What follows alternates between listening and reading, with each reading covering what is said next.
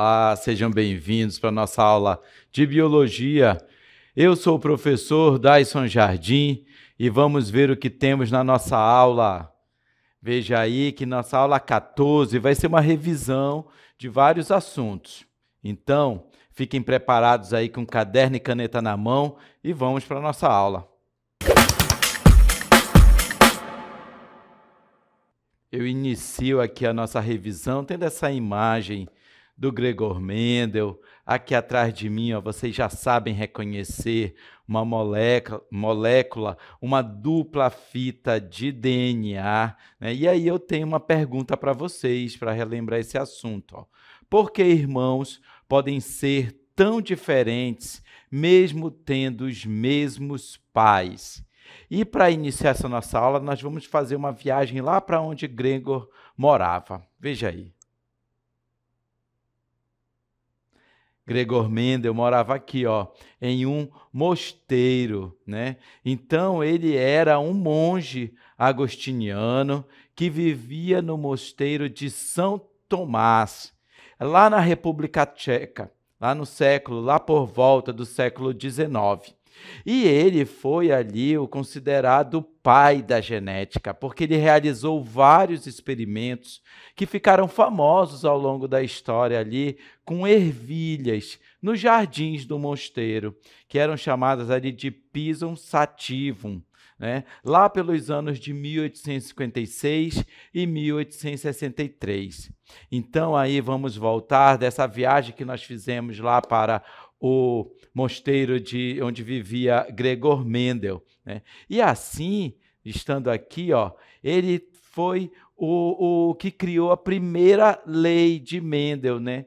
E também, a partir da primeira lei de Mendel, né, Gregor Mendel, ele também realizou vários estudos. Vamos ver aí. Olha só, além da primeira lei de Mendel, ele também realizou estudos para a segunda lei de Mendel. E aí eu quero deixar para vocês que não somente essa lei, essa segunda lei, ela pode ser que vocês não encontrem dessa forma aí nos seus estudos, nos livros, no vestibular, mas fiquem atentos que ela também é chamada de lei da segregação independente. Mas o que é essa lei da segregação independente? Então, durante ali a formação dos gametas, né, e nós sabemos que temos gametas masculinos e gametas femininos. E isso formado em órgãos reprodutivos masculinos e femininos. Vamos dizer assim que todos os seres vivos que possuem, né, gametas masculinos e femininos, sejam plantas, ou até mesmo outros animais, ou nós como seres humanos, também temos, digamos assim, também serviu para compreender, né, a formação dos gametas das plantas, dos animais e também nossa aqui dos seres humanos. E aí, durante a formação dos gametas, como eu estava falando, e por isso eu dei essa explicação, os alelos dos genes diferentes se separam de forma independente um dos outros. E é isso que faz com que Mendel tenha realizado experimentos tão importantes. E aí eu tenho uma outra pergunta para vocês. Será que é possível herdarmos características tanto recessivas quanto dominantes? E nós já sabemos o significado desses conceitos. Será que uma pessoa que tem olhos escuros necessariamente tem que ter cabelos escuros? Né? Ou uma pessoa que tenha olhos claros tem que ter necessariamente cabelos loiros? Né? Será que essas características dependem uma da outra? Então, não. Né? Na segunda lei de Mendel, são características transmitidas, herdadas de forma independente. E por isso ela é muito aplicada quando nós queremos analisar várias características ao mesmo tempo. Vamos ver aí o experimento de Mendel para a segunda lei, né, que é chamada de lei da segregação independente. Então, nós temos aí, só relembrando, nós temos aí ervilhas com características amarela e lisa e ervilhas com característica verde e rugosa. E aí essa geração parental ela vai realizar um cruzamento entre si e o primeiro resultado desse cruzamento será 100% de ervilhas, né, que pelas características de dominância, que é amarelo, cor amarela e textura lisa, 100% dessas ervilhas terão essa textura lisa e cor amarela. Mas quando nós vamos cruzar essas características entre si, olha, aqui nós vamos ter um resultado e por isso, quando vocês veem esse resultado de 16, né, é quando nós temos ali, digamos, já um indício para a segunda lei de Mendel, que é o resultado dessas 16 características combinadas entre si. E aí, para essas características que são combinadas entre si, nós temos aqui, ó, que iniciou lá com a geração parental, né, com este resultado da F1, nós vamos ter todas essas características aqui em maior detalhamento, que vão ser tanto cores amarelas e lisas, cores amarelas e rugosas, né? E cores verdes e lisas e cores verdes e rugosas. Isso já aqui, ó, nessa seguinte proporção fenotípica, lá é o genótipo. Aqui o fenótipo nós vamos ter 9 ervilhas amarelas e lisas, 3 ervilhas amarelas e rugosas, desculpa, 3 ervilhas verde e lisa e apenas uma ervilha verde e rugosa. Quando nós estamos falando da segunda lei de Mendel, nós estamos aqui com essa proporção, 9 para 3 para 3 para 1. E só para falar que quando nós aqui relembrar a primeira lei de Mendel, nós vamos ter essa proporção 3 para 1. Então, pode ser que não seja citado nenhum nomezinho, nenhum nome de lei, mas quando você vê que o resultado da proporção fenotípica é 3 para 1, está sendo tratado de primeira lei de Mendel. Quando você vê que a proporção fenotípica é 9 para 3 para 3 para 1, está sendo tratado sobre a respeito da segunda lei de Mendel, tá? Então, assim, é o que você vai, eu quero deixar para vocês essa compreensão, essas conclusões ali a respeito dos experimentos, que após a realização lá desse conjunto de experimentos, principalmente a segunda lei, ele teve a seguinte conclusão, que os pares dos fatores para 2 ou mais características, e por isso que a segunda lei trata da combinação de várias características, eles vão se separar, segregam-se de formas independentes na formação dos gametas. Lá na primeira lei de Mendel, né, só para relembrar, ela é tratada a respeito de uma característica apenas, ou é cor, ou é forma, ou é, por exemplo, altura, né? Enfim, apenas uma única característica. Mas quando nós estamos nos referindo à segunda lei de Mendel, são várias características envolvidas. Tá bom? E aí nós temos aqui um comparativo entre a primeira lei e a segunda lei aqui. Vamos ver. Olha só, nós temos que na primeira lei apenas um gene está participando dessa combinação, né? E na segunda lei, 2 ou mais genes, e por isso é chamado de monohibridismo na primeira lei e na segunda lei de dihibridismo. A proporção, como eu disse para vocês, é de 3 para 1 na primeira lei, enquanto que na segunda lei é 9 para 3 para 3 para 1. E aqui, na primeira lei, são genes do mesmo cromossomo, enquanto que na segunda lei podem ser genes de cromossomos diferentes. E esses foram os assuntos relacionados as leis de Mendel, né? Especificamente a segunda lei de Mendel. Mas também nós temos outros assuntos que estão relacionados aí à herança e sexo, né? Heranças ligadas ao sexo. Como é que acontece essa transmissão de hereditariedade que vai envolver ali estes conceitos? E eu tenho uma pergunta para vocês aí, vejam. Né? Você conhece alguém que confunde vermelho com verde? Ou não enxerga bem certas cores? Será que isso tem a ver com herança genética? Então, nós temos algumas doenças que estão relacionadas à hereditariedade, principalmente tem a ver com o cromossomo X e com o cromossomo Y, por isso é chamada de herança ligada ao sexo. Então, vamos ver aí que essa herança cromossômica ela envolve genes localizados tanto naquele conjunto de pares que são autossômicos, né, que são em torno ali de 1 a 22, quando nós vamos analisar os cariótipos, o cariótipo, tá? E assim ele pode ocorrer essas doenças tanto em homens e mulheres de forma independente e igual. E essas doenças elas são o albinismo, a polidactilia, a condroplasia, entre outras, tá? Quando eu falo ali de herança autossômica, é porque do total de cromossomos, 22 aqui, ó, eles são os chamados cromossomos autossômicos, tá?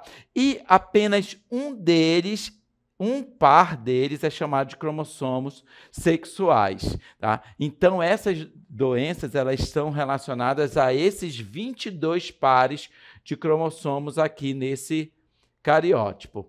Tá? E aí nós temos essa herança ligada ao sexo, algumas características se manifestam mais em homens do que em mulheres. Por quê? Porque elas estão principalmente ligadas ao cromossomo X. Então, quando falamos aqui que o homem tem o cromossomo XY, então se esse cromossomo X aqui ele veio com essa carga genética alterada, ele já vai manifestar, né? Por isso ocorre muito mais em homens, já vai ser manifestado fenotipicamente. E como o par sexual feminino ela é composta por 2 cromossomos X, né? Então há a chance de 50% ou não, né, de manifestar, ou 50% de não manifestar. Por isso a ocorrência é muito maior em homens. E essas doenças nós temos o daltonismo e a hemofilia. Tá? Sobre o daltonismo, aí, olha, nós temos que é uma doença geralmente causada por mutações nos genes que produzem,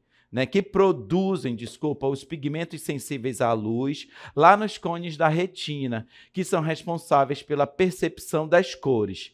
Geralmente é hereditário e afeta mais homens que, por sua vez, herdam o cromossomo sexual X da mãe que é portadora. Ela pode não manifestar, mas é portadora. E vamos ver aqui um pouco mais desse detalhamento ali da ilustração que nós temos sobre o daltonismo. Olha uma visão normal, ele consegue distinguir todas as cores, mas em uma visão, né, que tem esse problema de daltonismo e aqui do tipo deuteranopia, né, que é a dificuldade de enxergar o verde, então ele não possui aqui essa capacidade de distinguir o verde de outras cores. E é por isso ali que é chamado de daltônico, né? Uma doença, uma herança ligada ao sexo ocorre muito mais, com maior frequência em homens.